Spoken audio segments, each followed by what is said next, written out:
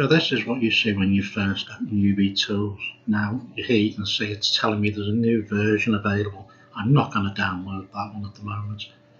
But what I'm going to do is first go to File, Open, and then I need to find out where my files are.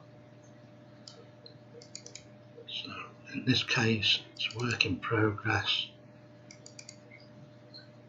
and it's going to be this one here, so I'm going to bring that in. This takes a few seconds, and here you can see the model we supported. And the next thing I'm going to do is first click on here and just let it go through, and this is where it's detecting certain errors, and here it's highlighted a number of errors. I'm going to go to Tool, Repair Layers and Issues. It's going to ask you, yes, repair the issues, sure, yeah. It will go through this stage, and this will take a few seconds or two to run. Then once it's complete, the next stage I want to do is, it's still showing a few more errors here. I want to go to Tools and Solidify. Again, yes, yes. This will go through a number of stages, and this hopefully will fix the hole in the head for us.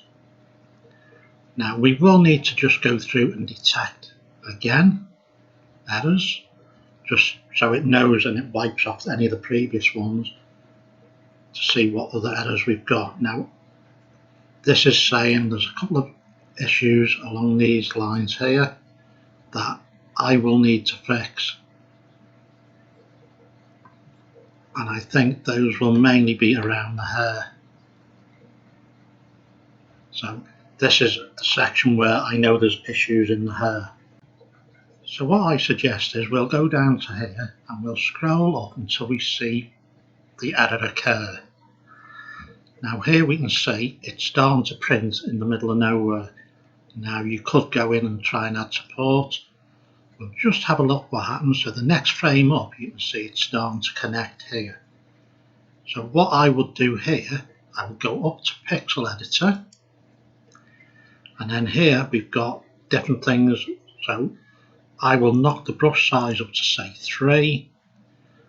I'm not interested in the number of layers, but then what I've got to do, I need to join that onto here.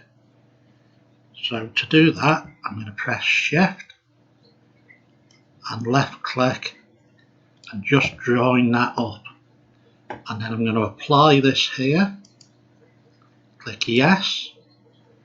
Now you'll see it's got rid of that error, so it's just created another layer here for there, joining these two pieces together. Then if we scroll up to the next problem, and this will definitely be where the hair starts causing an issue. So here you can see there's a number of bits of hair that are still going to be generated, and they're going to cause a problem. So what I'm going to do here, again I'm in the Pixel Editor.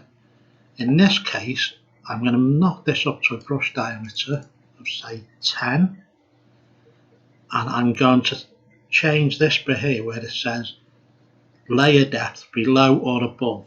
I'm going to knock this up because I've probably got about 7 or 8 layers where it's going to cause me a problem. We may need to change this. Then what I'm going to do is press Shift, but in this case I'm going to draw using the right mouse button and apply. Here you can see it's going to apply 300 operations.